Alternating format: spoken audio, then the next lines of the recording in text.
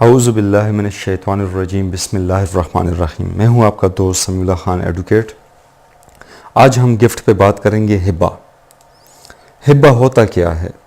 جس طرح کہ آپ لوگ جانتے ہیں کہ ایک شخص اپنی کوئی جائیداد کسی دوسرے شخص کو دیتا ہے تو وہ مختلف طریقوں سے دے سکتا ہے، یعنی ایک فروخت کرنا ہو گیا، سیل ہو گیا، ایکسچینج ہو گیا، تبادلہ وغیرہ وہ لوگ جو کرتے ہیں، مورگیج ہو گیا، کسی چیز کو کسی کے پاس گروی رکھ دی، اس کا قبضہ اس کو حوالے کر دیا گیا۔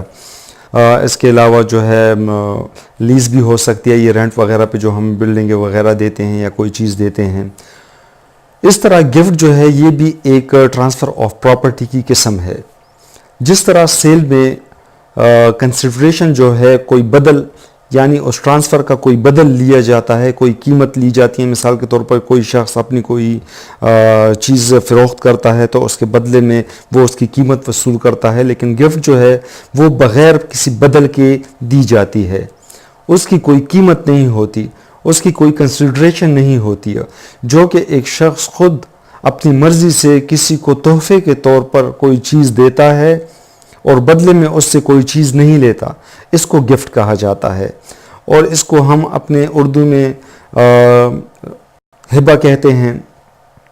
ہبہ کوئی بھی شخص کر سکتا ہے اور کسی بھی چیز کی بابت، چاہے وہ امویبل پراپرٹی ہو یا موویبل پراپرٹی ہو، اس کی بابت گفٹ کیا جا سکتا ہے۔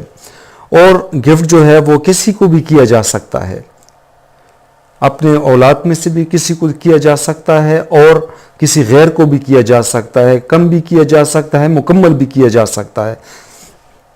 کم اور زیادہ کا مطلب یہ ہے کہ کسی شخص کی کوئی جائیداد ہے، وہ آدھی بھی گفٹ کر سکتا ہے اور مکمل بھی گفٹ کر سکتا ہے۔ مکمل اختیار ہے اس کے پاس جو مالک ہے، لیکن اس کے لیے شرط یہ ہے کہ دونوں فریقین کا زندہ ہونا لازمی ہے۔ جس طرح وصیت میں ہوتا ہے کہ کوئی مرنے والا شخص جو ہے وہ اپنے مرنے کے بعد کوئی چیز ٹرانسفر کرنے کی بابت ایک اختیار دیتا ہے، تو گفٹ میں جو ہے اس کے لیے دونوں فریقین کا، کہ جو بینیفیشری ہے جو وہ چیز لے رہا ہے اس کا، اور جو ڈونر ہے یعنی جو گفٹ دے رہا ہے اس کا، دونوں کا زندہ ہونا لازمی ہے۔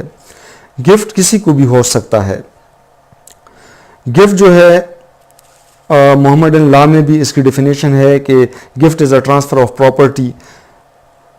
یہ ایک بہت شارٹ سی لیکن بہت تفصیلی اس کی تشریح محمدن لاء میں موجود ہے۔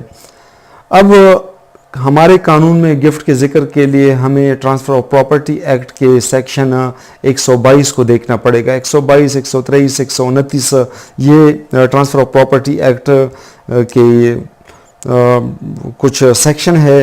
1882 کا یہ ایکٹ ہے اس میں۔ تو اب ہم یہاں پر ایک بات واضح کر دیں کہ گفٹ جو ہے وہ زبانی بھی ہو سکتا ہے۔ اس بابت آل انڈیا کے بھی کئی ججمنٹ ہے، آل انڈیا جو کورٹس تھے اس کے بھی ججمنٹ ہے، ہمارے اپنے کورٹس کے، پاکستان کے کورٹس کے بھی کچھ ججمنٹ ہے اس بابت۔ لیکن اگر ایک دفعہ ہبہ کسی کاغذ پر لکھ لیا گیا اقرارنامے کی شکل میں، تب وہ رجسٹریشن ایکٹ کے تحت رجسٹریشن ہونا اس کی بہت لازمی ہے، وہ پھر مینڈیٹری ہو جاتا ہے۔ ہبہ کی 3 شرائط ہے، ایک ہے آفر، ایک ہے ایکسیپٹنس، تیسری ہے ڈیلیوری آف پوزیشن۔ آفر، مثال کے طور پر میں اپنی ایک جائیداد کسی کو گفٹ کر رہا ہوں تو میں اس سے واضح طور پر واضح الفاظ میں کہوں گا کہ یہ میری چیز ہے، یہ میرا مکان ہے یا میرا گھر ہے یا میری گاڑی ہے، یہ میں آپ کو گفٹ کر رہا ہوں۔ یعنی یہ الفاظ جو ہے وہ مبہم نہیں ہوں گے، بالکل واضح ہوں گے۔ اس کا اظہار جب وہ کر لیتا ہے تو دوسرا فریق جو ہے وہ واضح طور پر اس کو ایکسیپٹ کر لیتا ہے، قبول کر لیتا ہے کہ ہاں آپ کا یہ گفٹ میں قبول کر رہا ہوں۔ اس کے بعد میں اپنی وہ چیز اس کے قبضے میں دے دیتا ہوں، جس کو ڈیلیوری آف پوزیشن کہا جاتا ہے۔ تو یہ تینوں شرائط جب پورے ہو جائیں تو تب جا کے ایک ویلڈ گفٹ جو ہے وہ کریٹ ہوتا ہے۔ اب یہاں پر ہم ایک اور بات بھی کریں گے کہ گفٹ کی صورت، جو فراڈ کے صورت میں کوئی گفٹ اگر کیا جائے تو اس کی کوئی لیگل ویلیو نہیں ہے۔ مثال کے طور پر ایک شخص کے خلاف ایک مقدمہ زیر تجویز ہے اور اس کو ڈر ہے کہ یہ مقدمہ اس کے خلاف فیصلہ ہو جائے گا، اور وہ قرضداروں سے بچنے کے لیے اپنی جائیداد کو کسی دوسرے شخص کو گفٹ کرتا ہے کہ کل کو اگر میرے خلاف ڈگری ہو گئی اور کورٹ میری کوئی پراپرٹی اٹیچ کرنا چاہے تو اس ڈر سے وہ اپنی یہ پراپرٹی ٹرانسفر کر لیتا ہے، تو یہ فراڈ پر مبنی جو گفٹ ہوگا اس کی بھی کوئی لیگل ویلیو نہیں ہوگی، وہ بھی وائڈیبل ہوگا۔ 3 شرائط میں نے آپ کو بتا دی، آفر ہو گیا، اس کی ڈیکلیریشن واضح ہونی چاہیے، ایکسیپٹنس جو شخص ایکسیپٹ کر رہا ہے وہ بھی بالغ ہونا چاہیے، صحیح الدماغ ہونا چاہیے اور سمجھ بوجھ رکھنے والا شخص ہونا چاہیے۔ اب اگر ان 3 ایلیمنٹس میں سے ایک ایلیمنٹ بھی مس ہوا تو اس صورت میں یہ گفٹ جو ہے یہ ویلڈ نہیں ہوگا، یہ وائڈیبل ہوگا۔ اگر کوئی بوڑھا شخص، انتہائی بوڑھا شخص مرض الموت کی صورت میں ایک گفٹ کرتا ہے اپنی اولاد میں سے کسی ایک کو یا کسی دوسرے شخص کو، تو اس پہ بھی لاتعداد ججمنٹ موجود ہیں کہ اس میں اس گفٹ کو غیر قانونی قرار دے کر ختم کر دیا گیا تھا۔ اس بابت بھی کئی ججمنٹ موجود ہے فیلڈ میں۔ مرض الموت کی صورت میں جو گفٹ کیا جاتا ہے اس کی لیگل ویلیو نہیں ہوتی ہے۔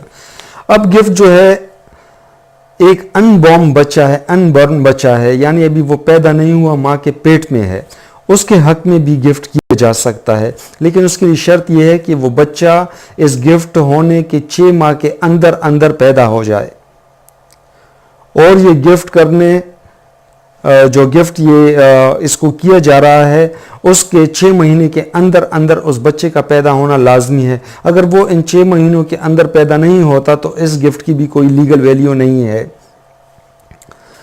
گفٹ کسی بھی چیز کا کیا جا سکتا ہے، اموویبل پراپرٹی کا بھی ہو سکتا ہے، موویبل پراپرٹی کا بھی ہو سکتا ہے۔ اب یہاں پر ایک بات میں اور کلیئر کر دوں، یہ پوائنٹ میں نے اپنے ساتھ پہلے لکھ لیے تھے کہ اگر میں اپنی کوئی پراپرٹی گفٹ کرنا چاہوں اور وہ پراپرٹی میرے قبضے میں نہ ہو، وہ کسی تیسرے شخص کے قبضے میں ہو، اور میں کہوں کہ میں پراپرٹی کسی کو گفٹ کر رہا ہوں، تو وہ تب تک میں نہیں کر سکوں گا جب تک اس کی پوزیشن اس 3rd پرسن سے میں واپس لے کر ڈونی کو ڈیلیور نہ کر دوں، تب تک وہ گفٹ مکمل نہیں ہوتا۔ اب ہبہ کو ختم کیا جا سکتا ہے یا نہیں؟ ہبہ ختم کرنے کے 2 ہی طریقے ہیں۔ ایک ہے بیفور ڈیلیوری آف پوزیشن، یعنی اب دیکھو جیسے ہم نے بات کی کہ ہبہ کے 3 انگریڈینٹس ہے، آفر، ایکسیپٹنس اور ڈیلیوری آف پوزیشن۔ یہ تینوں شرائط اگر پورے نہ ہوئے ہو، یعنی ڈیلیوری آف پوزیشن نہ ہوئی ہو، تو اس سے پہلے کسی بھی وقت جو ہے ہبہ کرنے والا جو ہے وہ اس ہبہ کو ختم کر سکتا ہے، کیونکہ اس کی جو 3rd سٹیج ہے، 3rd کیٹیگری جو ہے وہ 3rd جو انگریڈینٹس ہے وہ پورا نہیں ہوا، تو جب پورا نہیں ہوا تو وہ گفٹ ہوا ہی نہیں، تو اس لیے اس کو ہبہ کرنے والا جو ڈونر ہے وہ اس کو ختم کر سکتا ہے۔ دوسرا ہے آفٹر ڈیلیوری آف پوزیشن۔